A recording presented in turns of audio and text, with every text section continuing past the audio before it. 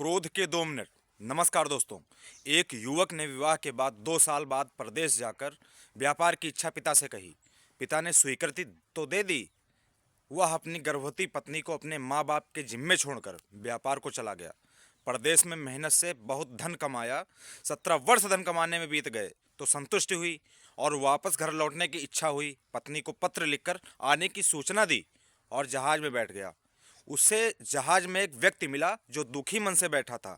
सेठ ने उसकी उदासी का कारण पूछा तो उसने बताया कि इस देश में ज्ञान की कोई कद्र नहीं है। मैं यहाँ ज्ञान के सूत्र बेचने आया था पर कोई लेने को तैयार ही नहीं।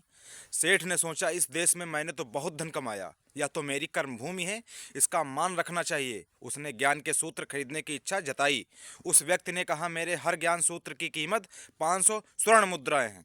सेठ को सौदा महंगा लग रहा था तो लेकिन कर्मभूमि का मान रखने के लिए 500 मुद्राएं दे दी। व्यक्ति ने ज्ञान का पहला सूत्र दिया, कोई भी कार्य करने से पहले 2 मिनट रुककर सोच लेना। सेठ ने सूत्र अपनी किताब में लिख लिया। कई दिनों की यात्रा के बाद रात्रि के समय अपने नगर को पहुंचा। उसने सोचा, इतने सालों बाद घर लौट रहा हूं, क्यों ना चुपके से बिना खबर दिए सीधे पत्नी के पास पहुंचकर उसे आश्चर्य उपहार दूं। घर के द्वारपालों को मौन रहने का इशारा करके सीधे अपने पत्नी के कक्ष में गया तो वहां का नजारा देखकर उसके पांव के नीचे से जमीन खिसक गई। पलंग पर उसकी पत्नी के पास एक युवक सोया हुआ था। अत्यंत क्रोध में सोचने लगा कि मैं प्रदेश में भी इसकी चिंता करता रहा और ये यहाँ अन्य पुलिस के साथ है, दोनों को जिंदा नहीं छोड़ूंगा। क्रोध में तलवार निकाल ली। वार करने ही जा रहा था कि उतने में ही उसे 500 असरफियों से प्राप्त ज्ञान सूत्र याद आया। कोई भी कार्य करने से पहले सोच लेना। 2 मिनट सोचने के लिए रुका। तलवार पीछे खींची तो एक बर्तन से टकरा गई। बर्तन गिरा तो पत्नी की नींद खुल गई। जैसे ही उसकी नज़र अपने पति पर पड़ी वह खुश हो गई और बोली, आपके बिना जीवन सूना सूना था। इंतजार में इतने वर्ष कैसे निकाल यह मैं ही जानती हूँ। सेठ तो पलंग पर सोए पुरुष को देखकर कुपित था। पत्नी ने युवक को उठाने के लिए कहा, बेटा जाग, तेरा पिता आए हैं। युवक उठकर जैसे ही पिता को प्रणाम करने झुका, माथे की पगड़ी गिर गई, उसके लंबे बाल बिखर गए।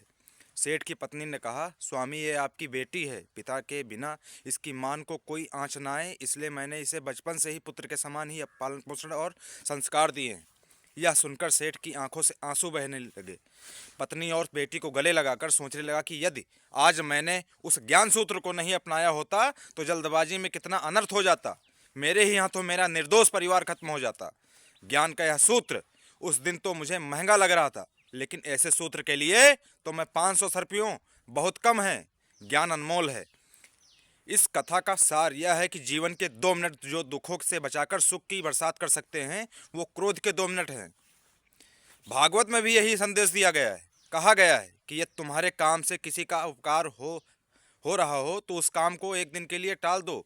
यदि उपकार हो रहा हो तो तुरंत करो, ताकि कहीं उपकार का विचार न बदल जाए अपकार की जगह। धन्यवाद।